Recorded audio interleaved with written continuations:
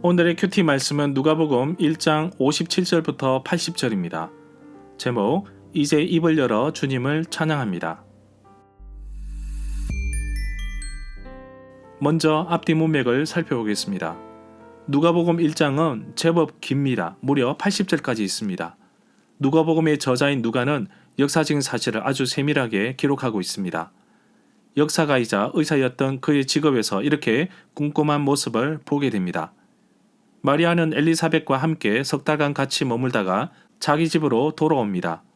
엘리사벳은 임신한 지 9개월째 되었고 이제 출산을 앞둔 시점입니다. 사가랴는 성전에서 직무를 하고 나오면서부터 말을 하지 못하였습니다. 그리고 아내는 곧 임신하였고 이제 10달이 지나서 아들 요한이 태어났습니다. 이름을 짓고서야 입이 풀려 말을 할 수 있었습니다. 사가랴는 아내의 배가 불러올 때 무척이나 기쁘고 즐거웠지만 도무지 말을 할 수 없어서 답답하기도 했을 것입니다. 그러나 10달이 지난 후에 입이 풀리자 사가랴는 하나님을 찬양하였습니다. 우리 역시 예쁜 입술을 가지고 있습니다. 과연 그 입술로 하나님께 어떤 고백을 할 수 있겠습니까? 문단을 나눠보겠습니다. 57절부터 66절은 세례 요한이 태어나다, 67절부터 80절은 사가랴의 찬양, 57절에 보면 엘리사벳이 아들을 낳았습니다. 57절부터 66절 단락을 보면 58절로서 14절의 약속은 벌써 첫 번째 성취가 이루어진 셈입니다. 8일에 행한 할례에 대해서는 창세기 17장 10절부터 14절, 레위기 12장 3절에 언급되어 있습니다. 엘리사벳이 하나님이 정해주신 이름을 알고 있다는 사실은 그녀를 성령 받은 여자 예언자로 새로이 증명한다고 볼 수도 있습니다.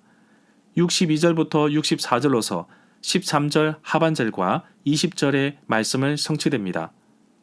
하나님이 공공연히 행하시는 사건들은 두려움을 일으키며 충격을 주며 곰곰이 생각하게 합니다. 59절에 보면 세례 요한이 태어난 지 8일 만에 할례를 받으러 왔습니다. 사람들이 세례 요한의 아버지의 이름을 따라 아이의 이름을 사가랴라고 짓고자 하였습니다.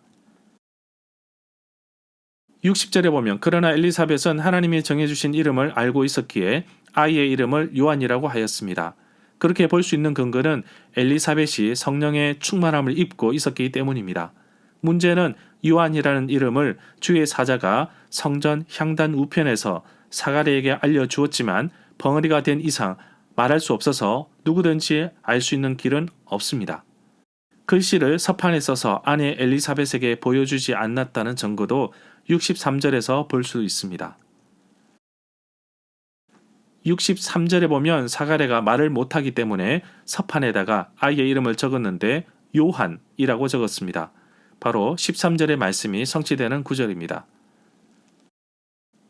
64절에 보면 사가랴가 말을 못하기 때문에 서판에 아이의 이름을 요한이라고 적고 나서 사가랴의 입이 열리고 혀가 풀어지며 말을 하게 됩니다. 그리고 하나님을 찬양합니다. 이 구절은 20절의 말씀이 성취되는 구절입니다. 하나님의 말씀은 반드시 성취됩니다. 사가랴는 거의 10달 동안 말을 하지 못한 상태였는데 정말 잘 참고 견뎠습니다. 어쩌면 아내의 배가 불러오는 것을 보면서 하나님의 일하심을 직접 눈으로 보고 경험하면서 때를 기다렸나 봅니다. 68절에 보면 이 단락, 67절부터 69절 단락에 보면 사가랴의 입에서 나온 하나님의 찬양에 대해서는 이미 64절에 언급했습니다. 지금 사가랴가 성령의 충만함을 입어 마치 그 사건이 이미 나타난 것처럼 메시아 및 메시아 시대의 도래에 대해 하나님을 찬양합니다. 끝에 가서 그는 66절의 물음에 답변하면서 자기의 아이와 하나님이 이 아이에게 맡기기로 작정하신 과업을 함께 끌어들입니다. 그 본문은 다시금 46절부터 56절에서와 마찬가지로 구약의 인용들과 암시들로 이루어진 구성물로 봅니다. 돌아보다는 어떤 사람을 인정하다, 어떤 사람을 보살피다, 어떤 사람을 은혜롭게 대해주다는 의미를 가지고 있습니다. 69절에 보면 구원의 뿌리란 다윗 왕가에서 나온 메시아를 의미합니다. 71절과 74절의 원수들은 그 당시에 이스라엘 민족을 억압하던 정치적인 세력인 이스라엘의 외부의 적들을 제외하지 않습니다.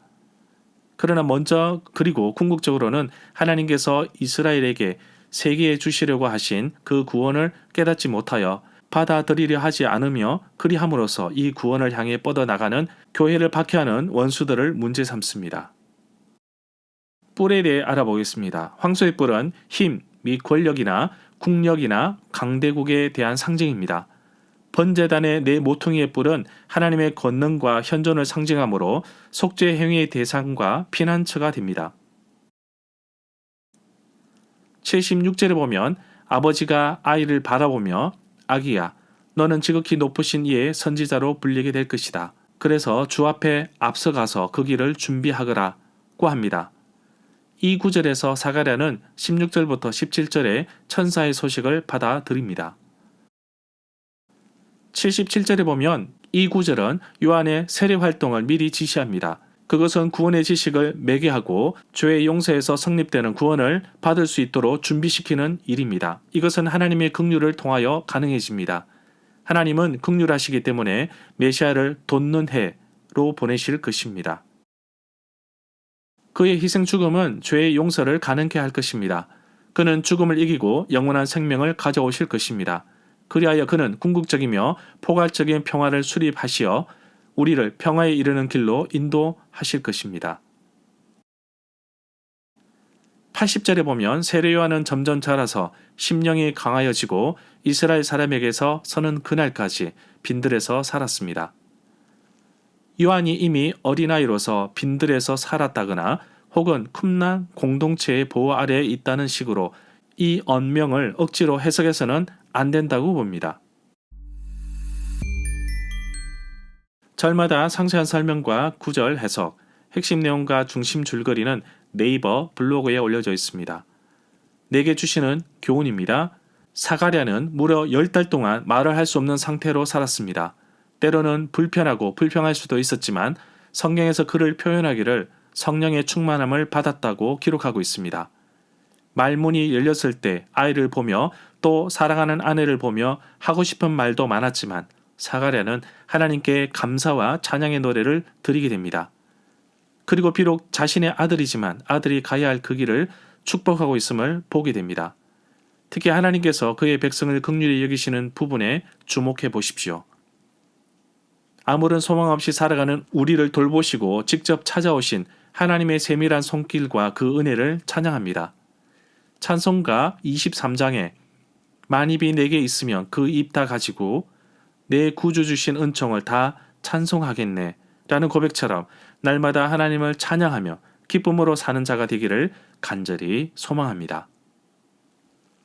세례요한의 출생 과정을 누가는 정말 세밀하게 묘사하고 있습니다. 특별히 엘리사벳에 대해서 자세하게 기록하고 있는데 이는 엘리사벳이 이미 예수 그리스도를 향하여 주라는 단어를 사용하여 예수 그리스도가 메시아라고 고백하였고 엘리사벳과 사가랴 역시 성령의 충만함을 받아 거룩하신 하나님의 인도하심을 받아 요한을 출생하게 된 그 과정을 너무나 상세하게 기록하고 있습니다. 과연 역사가이며 의사답게 잘 기록하였습니다.